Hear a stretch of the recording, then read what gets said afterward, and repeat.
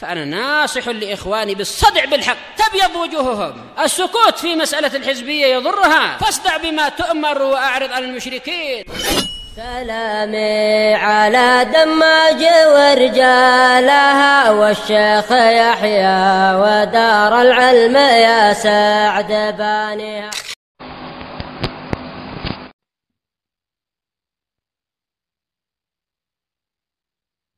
بسم الله الرحمن الرحيم.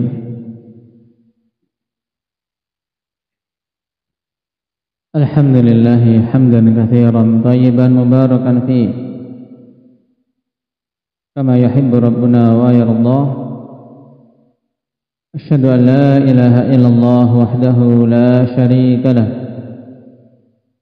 وأشهد أن محمدا عبده ورسوله صلى الله عليه وعلى آله وأصحابه أجمعين. أما بعد.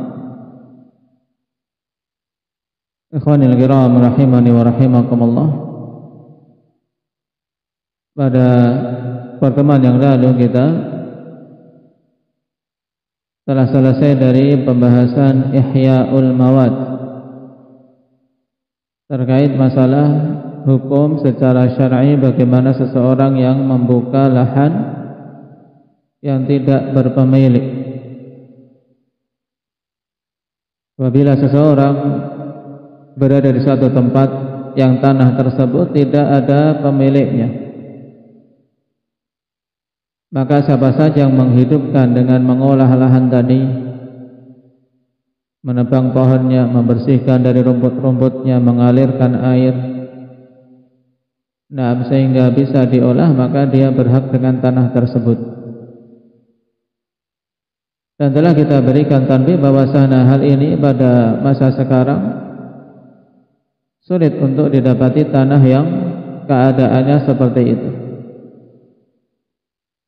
Dan jenis yang masuk dalam pembahasan masalah Ihya'ul Mawad yang bisa kita dapati pada masa sekarang, yaitu tatkala pemerintah yang memberikan, yang disebut dengan apa istilahnya, tanah pemberian pemerintah. Indak ya Ali, al-iqta', seperti yang terjadi pada orang-orang yang melakukan transmigrasi.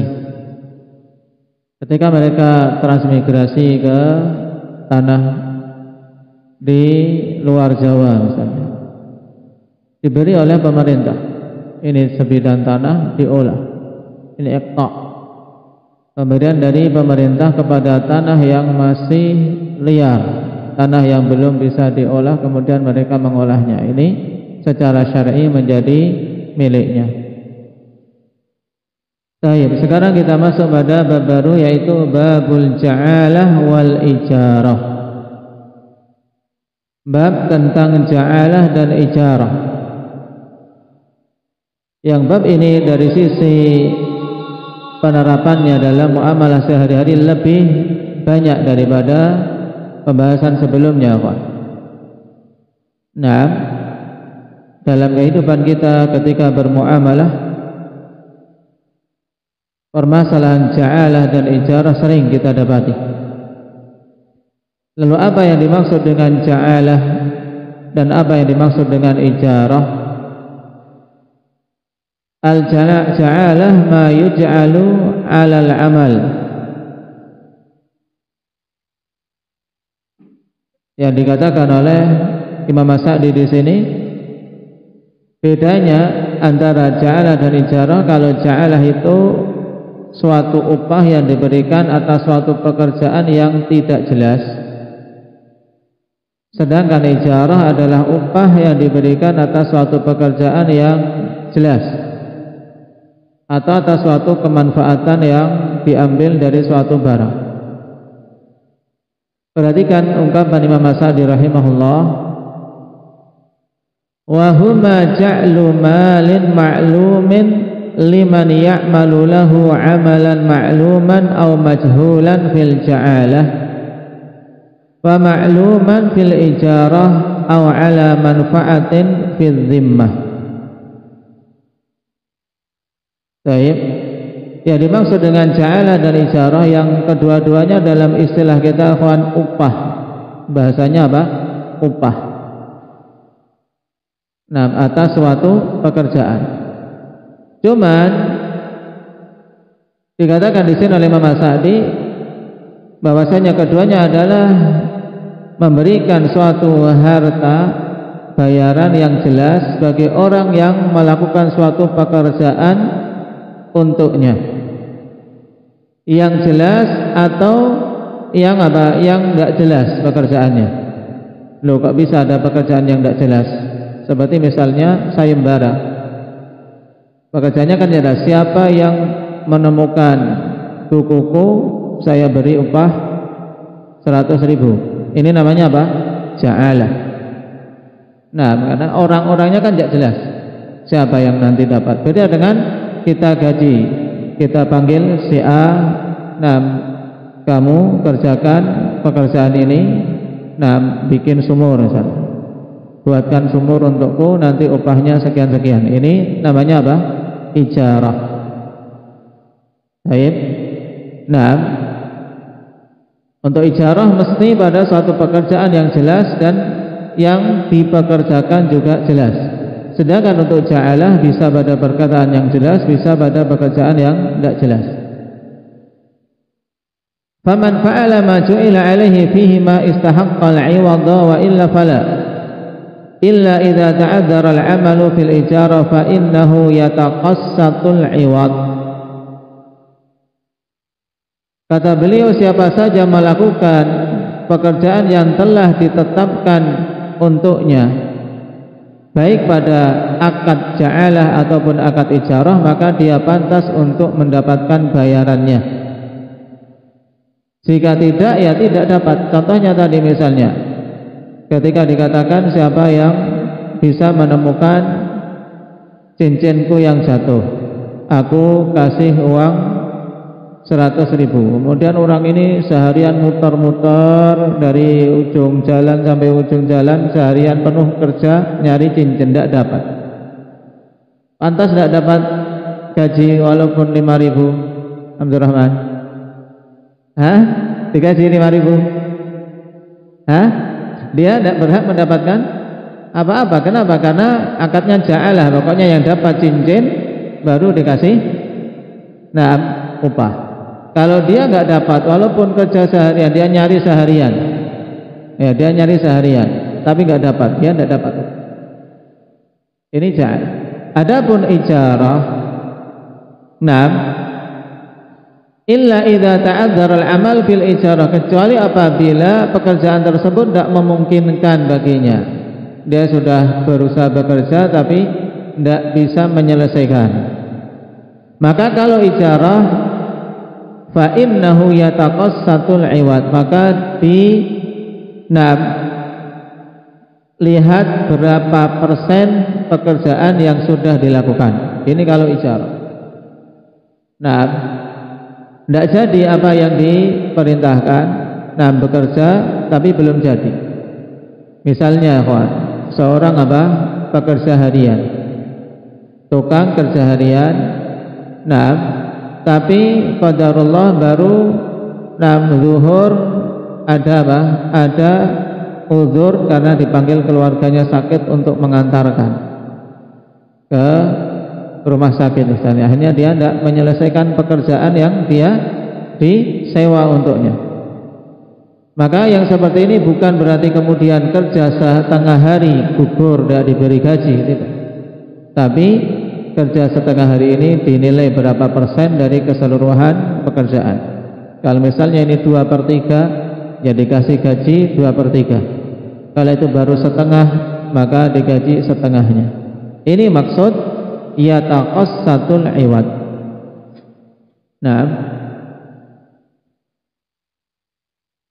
Dan ja'alah serta ijarah itu akad yang syar'i berdasarkan dalil-dalil baik dari Alkitab maupun As-Sunnah. Terkait masalah ja'alah, dalilnya firman Allah Subhanahu wa taala dalam surat Yusuf. waliman jaa bihi himlu ba'irin wa ana bihi za'im. Ingat kisah ini. Ketika Nabi Yusuf alaihi salam berupaya untuk bisa mendapatkan saudaranya, satu berserta dengan rombongan saudara-saudara yang lain yang telah berbuat zalim kepadanya, yang dikenal namanya dalam tarikh dengan Bunyamin. Baik. Nah, kemudian Nabi Yusuf memerintahkan kepada bawahannya untuk meletakkan gelas di barang yang menjadi apa? Menjadi milik Bunyamin ini, yang dia inginkan untuk ditinggal di situ. Nah, kemudian diserulah ketika mereka sudah mau pulang bahwasanya gelas hilang. Nah, kemudian sayembaranya waliman jaa bihi himlu ba'irin wa ana bihi za'im. Siapa saja bisa menemukan gelas tersebut, maka dia mendapatkan hadiah himlu ba'ir, yaitu mendapatkan hadiah barang atau makanan yang bisa dibawa oleh satu ekor unta. Banyak berarti. Sekuatnya unta berapa? Baik, kalau zaman sekarang mungkin pokoknya hadiahnya satu truk misalnya makanan. Ini sayembara waliman jaa bihi himlu ba'ir. Ini namanya apa? Ja'alah. Nah, jadi satu bahan makanan, ya, satu yang dibawa oleh apa? Oleh satu ekor unta itu sebagai apa? Ja'alahnya. Ini menunjukkan bolehnya ja'alah. Seorang mungkin berkata, itu kan dulu pada syariat Nabi Yusuf. Maka kita jawab bahwasanya disebutkannya dalam Al-Quran tanpa ada pengingkaran menunjukkan bahwasanya syariat tersebut juga berlaku bagi kita. Adapun dalil dari As-Sunnah, yaitu hadis Abi Sa'id Al-Khudri radhiyallahu anhu. Nah,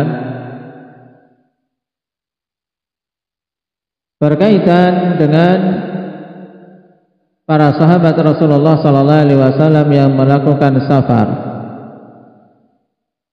kemudian tiba di suatu kaum dari kabilah-kabilah Arab.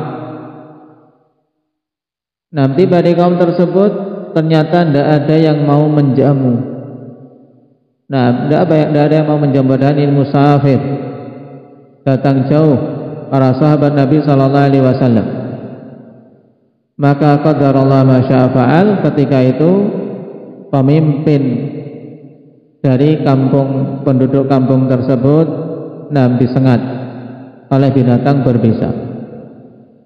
Akhirnya mereka mengupayakan agar sembuh pimpinan kampungnya ini, pimpinan kabilahnya. Sampailah mereka kepada rombongan para sahabat, apakah di antara kalian ada yang bisa untuk meruqyah?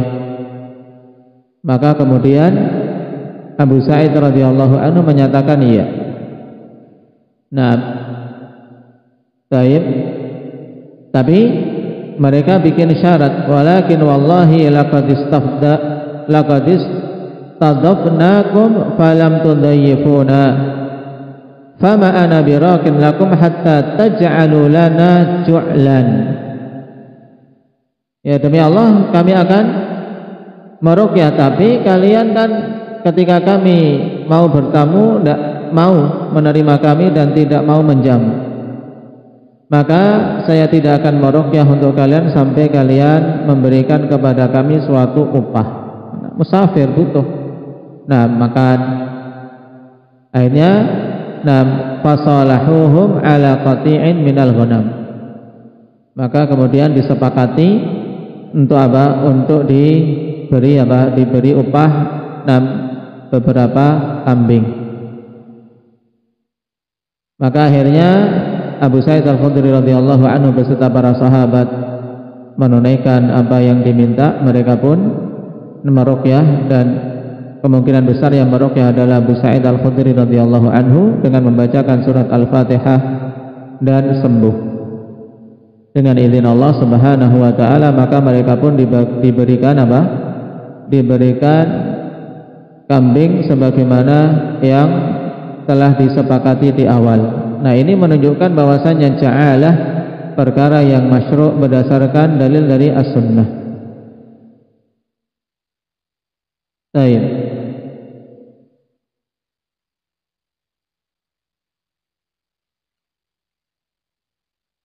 Sedangkan al-ijarah, al-ijarah dari kata ajr. Nah, yaitu apa? Upah sama dalam bahasa kita. Nah, memang bahasa kita termasuk bahasa yang miskin dari sisi kosakata. Banyak dari kata-kata bahasa Arab sulit untuk mencari kata yang sebanding. Seperti ini, ja'alah, ijarah. Dalam bahasa kita ya upah, gaji, hampir sama. Nah, dan tidak ada bahasa di dunia ini dari sisi kayanya kosakata dan banyaknya buku-buku serta kitab-kitab yang dikarang tentangnya melebihi sastra Arab, melebihi bahasa Arab. Oleh karena itulah sepantasnya kita bangga menjadi muslim akhwan dengan perbendaharaan kitab-kitab yang begitu banyak di perpustakaan kaum muslimin. Dari sisi bahasa Arabnya saja sudah begitu banyak. Tinggal semangat kita berupaya untuk bisa membaca. Semangat kita untuk bisa membaca. Baik. Secara syar'i pengertian ijarah yaitu tamlikul manfaati bi'iwad. Memberikan hak kepemilikan manfaat dari suatu barang dengan bayaran yang telah ditetapkan, yang sering diungkapkan dengan bahasa kita yaitu akad sewa menyewa. Ini ijarah. Nah, dan kemanfaatan ini bisa suatu barang untuk diambil manfaatnya atau suatu tenaga. Ini kan kita menyewa orang, misalnya tukang bangunan, kita sewa orang, yaitu kita ambil kemanfaatan tenaganya. Ini hakikatnya seperti itu. Kita memperkerjakan, nah misalnya sehari 100.000. Ini akadnya berarti ijarah. Kenapa? Karena kita sewa orang tersebut untuk pekerjaan yang telah ditetapkan. Nah, sehingga orang tadi ketika sudah ditetapkan seperti itu, tidak boleh dia kemudian kerja pada pekerjaan lain selain yang telah disepakati. Misalnya kemudian mumpung orangnya tidak mengawasi, kemudian dia ada orang minta tolong untuk mengerjakan sesuatu, dibayar lagi, nanti tak kasih bayaran lebih, kemudian dia kerjakan, itu namanya tidak amanah.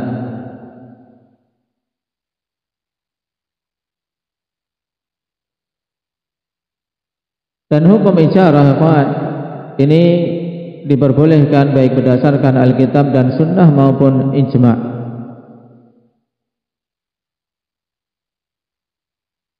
Adapun dalil dari Al-Quran tentang kisah Nabi Musa alaihi salatu wassalam ketika beliau menolong dua orang wanita yang ingin memberi makan kambing-kambing mereka.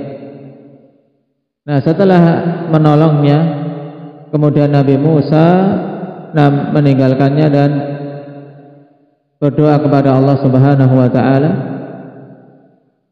Rabbi inni lima anzalta ilayya min khairin faqir. Baik, kemudian kisah berganti pada dua wanita yang ditolong tadi. Mengatakan kepada ayahnya, ya abati istajirhu inna khaira man istajartal qawiyyul amin. Wahai ayahku, istajirhu, sewa dia, yaitu apa? Sewa tenaganya, jadikan dia pekerja, karena sesungguhnya sebaik-baik orang yang kau pekerjakan adalah seorang yang kuat dan amanah. Dan wanita ini telah melihat bagaimana kuatnya Nabi Musa dan amanah Nabi Musa, di mana beliau tidak mengganggu sama sekali dua wanita tersebut. Nah, berusaha untuk menolongnya agar dua wanita tadi tidak ikut berbaur dengan para lelaki yang sedang memberi minum kambing-kambingnya. Syahidnya dalam ayat tadi istajirhu. Ini akad apa? Ijarah. Meminta agar sang ayah menyewa tenaga Nabi Musa. Baik. Untuk mengurus apakah peternakan atau yang lain. Demikian pula dalam ayat fa in arda'na lakum fa'atuhunna ujurahun. Ini terkait dua orang yang bercerai, tapi akhwan bercerai dalam kondisi dia memiliki bayi. Jadi ini banyak di antara kaum muslimin yang lalai tentang hukum tersebut, yaitu suami menceraikan istrinya dan bayi bersama dengan si istri. Nah dalam perkara ini akhwan, tentunya bayi ini anak siapa? Anak si laki-laki, nisbahnya kepada ayahnya. Yang berhak atau yang wajib memberikan nafkah adalah ayahnya. Tayyib, sang ibu wajib enggak memberi susu, memberi ASI. Nah, di sini dia memberi ASI dibayar, Pak. Makanya dalam ayat fa in arda'na lakum fa'atuhunna ujurahun, jika mantan-mantan istri kalian tersebut menyusui anak kalian, maka berikan upahnya. Ya, sehingga seorang laki-laki yang menceraikan istrinya dalam keadaan membawa bayi, ada dua hal yang harus diberikan. Yang pertama nafkah untuk si bayi, yang kedua upah untuk ibunya karena dia telah menyusui bayinya. Nah, jadi ibunya tersebut menyusui si bayi karena sudah diceraikan, maka dia berhak mendapatkan upah. Ini perintah dari Allah, fa'atuhunna ujurahun, berikan upahnya kepada mereka. Nah, ini yang banyak dilalaikan. Nah, ibunya itu anaknya sendiri dikasih ASI tugas dia. Nah, ini berarti si laki-laki tidak mengetahui hukum. Nah, dan wal'iyadu billah, sebagian laki-laki juga tidak peduli dengan apa? Dengan nafkah anaknya ketika telah bercerai dengan ibunya. Nah, karena sudah ikut ibunya akhirnya tidak diberi nafkah. Ini salah dan kezaliman.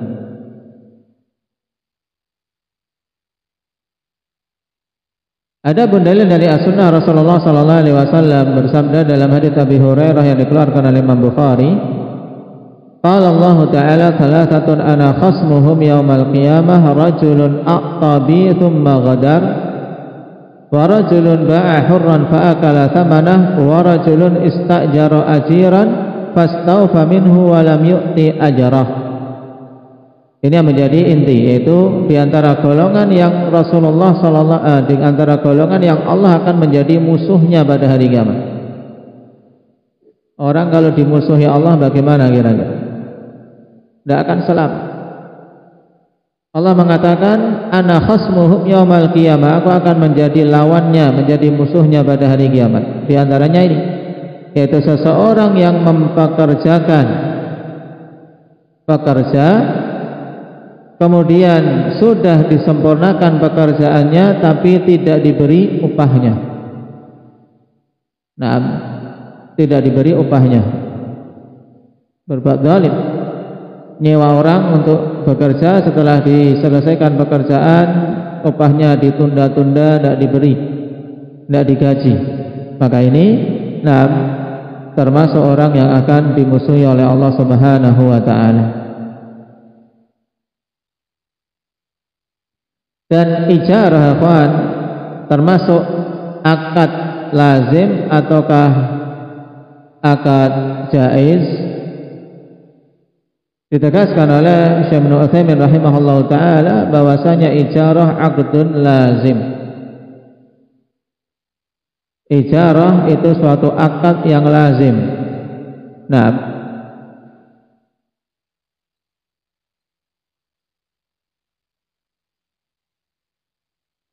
lazim, mengikat. Jadi tidak bisa kemudian salah satu pihak langsung berusaha membatalkan tanpa ada persetujuan pihak lain. Baik. Nah, konsekuensinya kawan, kalau seperti ini, kalau yang membatalkan dari orang yang apa? Yang bekerja, yang bekerja, maka berarti apa? Dia tidak berhak mendapatkan bayaran. Tapi kalau yang membatalkan adalah pihak yang menyewa, maka dia wajib membayar. Ini hukum asalnya. Taib.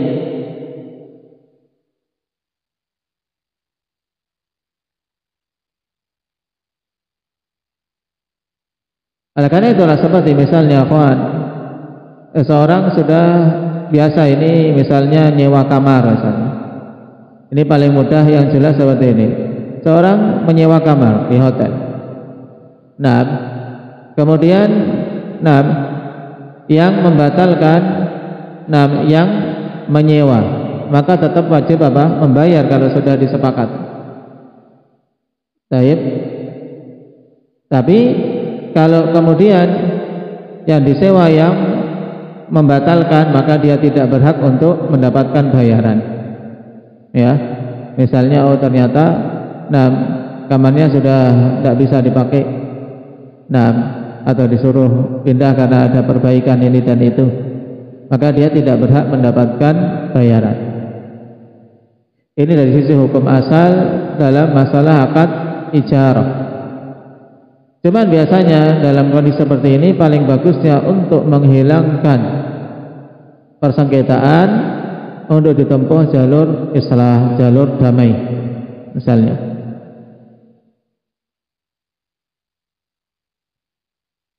Seorang misalnya menyewa 1 bulan, menyewa rumah 1 bulan, belum ada 1 bulan dia sudah ingin keluar.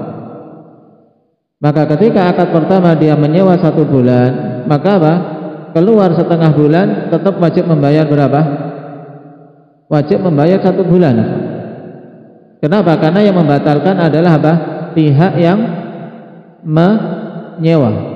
Pihak yang menyewa, dia wajib untuk membayar penuh. Baik.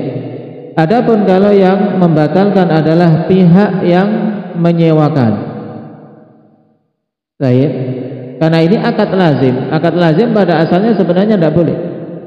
Tapi kemudian dibatalkan karena mungkin rumah ini qadarullah mau direhab.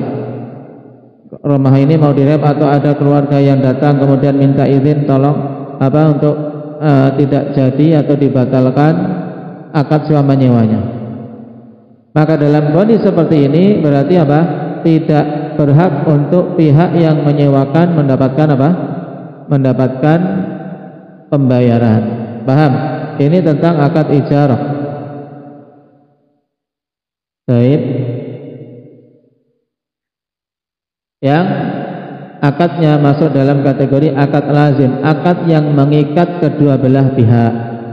Tidak boleh semaunya sendiri masing-masing pihak membatalkan. Karena sudah apa? Sudah mengikat. Ketika membatalkan harus ada ridha dari pihak yang lain.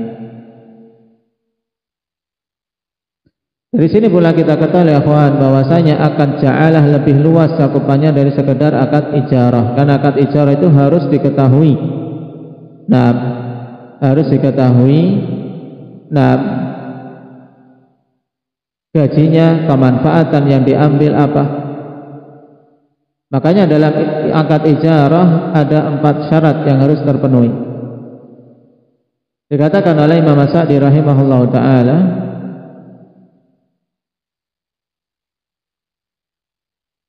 wal ja'ala awsa' min al-ijara li'annaha tajuzu ala a'malil qurab wa li'anna al-amal fiha yakunu ma'luman wa majhulan wa li'annaha 'aqdun jaizun bi khilafil ijarah. Ja'alah itu lebih luas dibandingkan ijarah. Lebih luas cakupannya.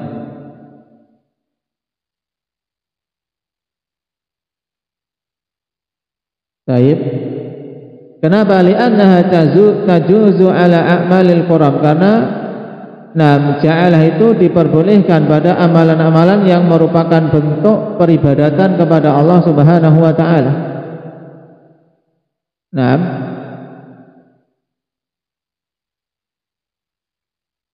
Yang merupakan bentuk peribadatan kepada Allah. Nah, ini perbedaannya antara ja'alah dan ijarah. Tapi perbedaan yang pertama, bahwasanya ja'alah diperbolehkan untuk diberikan pada amalan-amalan yang merupakan ibadah, seperti misalnya azan, seorang muadzin atau imam atau seorang pengajar Al-Qur'an. Baik, dia diperbolehkan untuk diberi ja'alah, baik, berbeda dengan ijarah. Ijarah ini tidak diperbolehkan pada perkara-perkara yang memiliki nilai ibadah. Dikatakan oleh Syekhul Islam Ibnu Taimiyah rahimahullahu taala, wal fuqaha muttafiqun 'alal farqi bainal istijar 'alal qurab wa baina razaqi ahliha. Farizqul muqatilah wal qadah wal muadzinin wal a'immah jaizun bila niza'.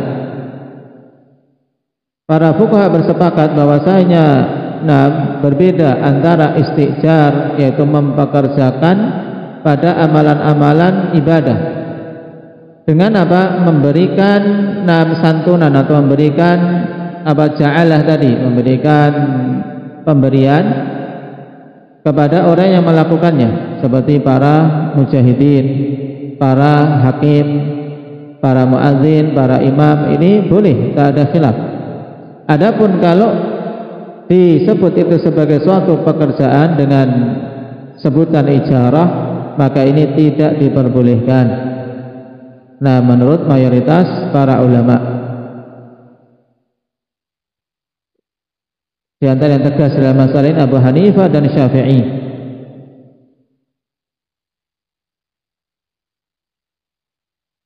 Ini perbedaan pertama antara ja'alah dan ijarah. Ja'alah boleh pada amalan-amalan qurab. Sehingga seandainya seorang muadzin, kemudian dari pemerintah pemerintah memberikan memberikan gaji bagi muadzinin, ini namanya bukan ujrah tapi ja'alah. Diberi tunjangan, mudahnya dalam bahasa kita tunjangan. Karena itu bukan pekerjaan, tapi itu adalah amalan ibadah. Tapi pemerintah memberikan perhatian agar mereka ini, para muadzin atau para imam atau para pengajar Al-Quran, mereka tidak tersibukkan dengan mencari pekerjaan sehingga bisa konsentrasi. Maka ini khairafan, ta'awun dari Baitul Mal, dan itu yang ada pada masa semenjak dahulu para a'immah. Pada mereka yang habis waktunya dalam mengajari kaum muslimin, tidak ada waktu untuk bekerja, tidak ada waktu untuk keluar. Karena mengurus anak-anak kaum muslimin. Demikian pula para muadzin, misalnya dia konsentrasi betul memperhatikan waktu, di mana yang lainnya bisa bekerja, dia harus memperhatikan waktu. Harus siap 5 waktu misalnya. Yang seperti ini pantas untuk mendapatkan santunan dari Baitul Mal atau dari pemerintah.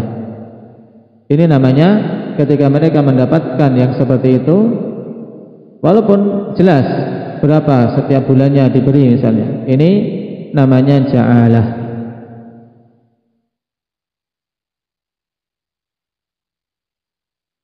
Kemudian perbedaan yang kedua, wali annal amal fiha yakunu ma'luman wa majhulan.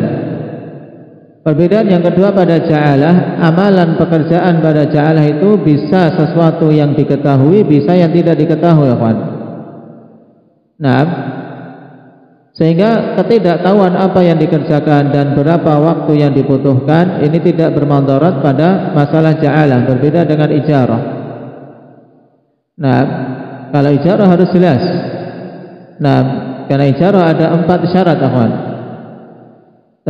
Yang harus dipenuhi. Yang pertama, yang melakukannya memang orang yang tasarrufnya diperbolehkan secara syar'i, orang yang berakal, baligh. Yang kedua, antakunal ujrah ma'lumah, gajinya jelas. Bekerja gajinya harus jelas.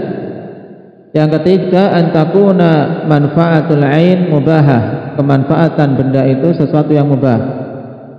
Tidak boleh untuk apa menyewakan, misalnya menyewakan alat-alat yang muharram, menyewakan misalnya apa kamera video untuk apa membuat video atau film dan seterusnya dari video-video makhluk yang bernyawa. Ini kemanfaatan benda tersebut haram. Atau menyewakan pistol untuk membunuh orang. Ini kemanfaatan haram. Yang keempat, antakunal manfaah ma'lumah lit-tarafain. Kemanfaatan itu jelas bagi kedua belah pihak untuk apa. Jadi orang menyewakan sesuatu akan harus tanya, ini untuk apa? Baik, karena harus jelas. Manfaat tersebut harus jelas bagi kedua belah pihak, yang menyewa maupun yang apa, yang menyewakan. Makanya penting bagi mereka-mereka yang memiliki usaha rental. Ini ada orang menyewa mobil, tanya untuk apa ini? Ternyata untuk acara ziarah wali. Ini dia tidak boleh untuk mengizinkannya misalnya, karena pada acara yang untuk sesuatu yang muharram.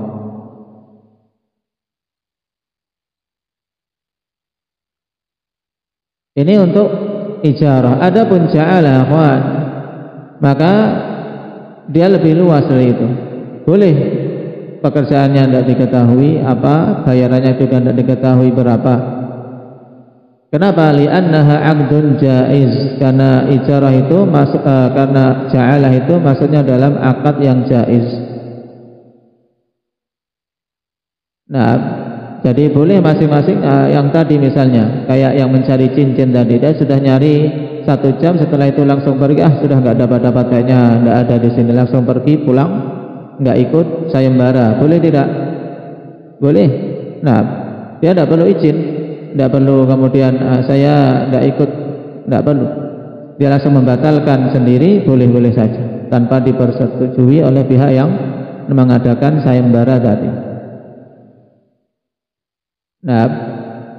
Demikian pula boleh bagi yang mengadakan sayembara untuk apa? Membatalkan. Ternyata dia sudah ketemu sendiri, sudah batal, sudah bubar saja, tidak jadi. Atau waktunya sudah lewat, sudah tidak usah, tidak, saya batalkan sayembaranya. Boleh. Ini karena apa? Akad jaiz. Dari kedua belah pihak, mana yang mau membatalkan itu bebas. Ini bedanya antara ja'alah dan ijarah. Wallahu ta'ala alam.